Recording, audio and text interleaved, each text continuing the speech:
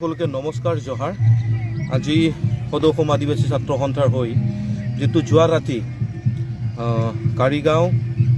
কাউৰীগাঁৱত যিটো ঘটনা হৈছে আৰু সেইটো ঘটনাক লৈ আজি যিটো আমি দেখা পালোঁ যে ঘৰ বাৰী জ্বলোৱা আৰু এতিয়া এনেকৈ পৰিৱেশ হৈ গৈছে যে এইটো মানে আদিবাসী বড়ো ভাৰ্চেছ হৈ গৈছে।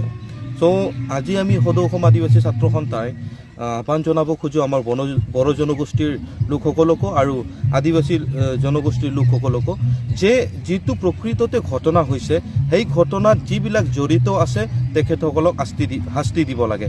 কাৰণ যিবিলাকে সেই কাণ্ডটো কৰিছে, যিজন আমাৰ মাজৰ পৰা বড়ো ল'ৰা এজন আমি হৰাই দিলোঁ, একদম টেলেণ্টেড ল'ৰা আমি হৰাই দিলোঁ, ঠিক তেনেধৰণে আমাৰ আৰু এজন ল'ৰা আমি হৰালোঁ, আদিবাসী ল'ৰা। চ' আমি দুজন আমাৰ মাজৰ পৰা এনেকুৱা এজন ইউথ হৰালোঁ যিটো নেকি আমাৰ কাৰণে মানে বৃহৎ ক্ষতি বুলি ক'ব লাগে। আৰু সেইকাৰণে যিটো ইনচিডেণ্ট হৈছে সেইটো মই নিন্দনীয় আমি নিন্দা কৰিছোঁ। কাৰণ এনেকৈ ঘটনা হ'ব নালাগে। গুৰু চোৰৰ যিটো কথা ওলাইছে, কোনোবা কৈ আছে বেলেগ বেলেগ কাহিনী ওলাই আছে। মই এটাই আহ্বান কৰিব খোজোঁ সদৌ অসম আদিবাসী ছাত্ৰ সন্থাৰ পৰিয়াল হৈ যে যিটো ঘটনা হৈছে সেইটো ঘটনা আৰক্ষীক তদন্ত কৰিব দিয়ক। যিসকলে দোষী আছে, যিসকলে কাণ্ডটো কৰিছে, যিসকলে মৰিয়াই এজন ব্যক্তিক নিক্ষেপ কৰিলে, মাৰি পেলালে, তেনেধৰণৰ ব্যক্তিসকলক এৰেষ্ট কৰিব লাগে আৰু এইটো আইনী দণ্ডনীয়। আইনত যিখিনি আমি শাস্তি দিব লাগে আইনে দিব। কিন্তু এতিয়া যিটো পৰিৱেশ হৈছে সেইকাৰণে আমি বড়ো জনগোষ্ঠীৰ লোকসকলকো আহ্বান জনাব খুজিছোঁ।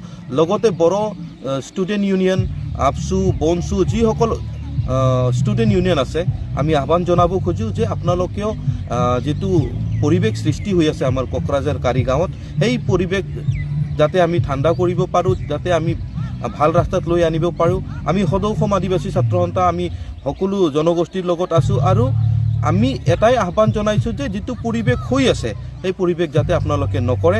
কাৰণ ইয়াতে থাৰ্ড পক্ষ, ফৰ্থ পক্ষ, ফিফ্থ পক্ষ সোমাই কিনে আমাৰ মাজৰ যিটো ভাতৃত্ববোধৰ যিটো ৰিলেশ্যন আছিলে, যিটো আমাৰ সমন্বয় আছিলে, সেইবিলাক ভাঙিব চেষ্টা কৰিব।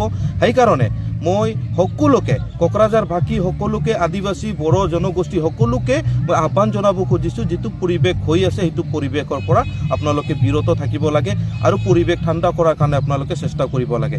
কাৰণ আমি বিটিআৰৰ বাসিন্দা আৰু বিটিআৰৰ বাসিন্দা হিচাপে আজি যদি আমাৰ মাজত এনেকৈ কিবা এটা ঘটনা হয় তেতিয়াহ'লে অহাকালি আকৌ আমি একেলগে থাকিব লাগিব।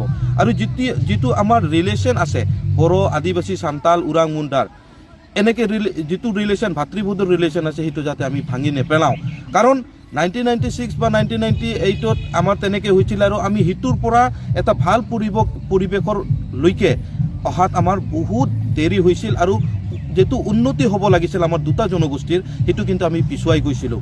তো সেই তেনেধৰণৰ ঘটনা যাতে আৰু পুনৰাবৃত্তি নহয়, সেইকাৰণে মই সদৌ অসম আদিবাসী ছাত্ৰ সন্থাৰ উপসভাপতি ডেভিড জেতিৰ্কী আহ্বান জনাইছোঁ যাতে আপোনালোকে সকলোৱে শান্তি শৃংখলাবদ্ধ থাকিব আৰু প্ৰশাসনক নিজৰ কাম কৰিব দিব আৰু প্ৰশাসনে যাতে অতি শীঘ্ৰে দোষীসকলক কৰায়ত্ব কৰি তেখেতসকলক উচিত শাস্তি দিয়াৰ ব্যৱস্থা কৰে, তাকে আহ্বান জনাইছোঁ। ধন্যবাদ।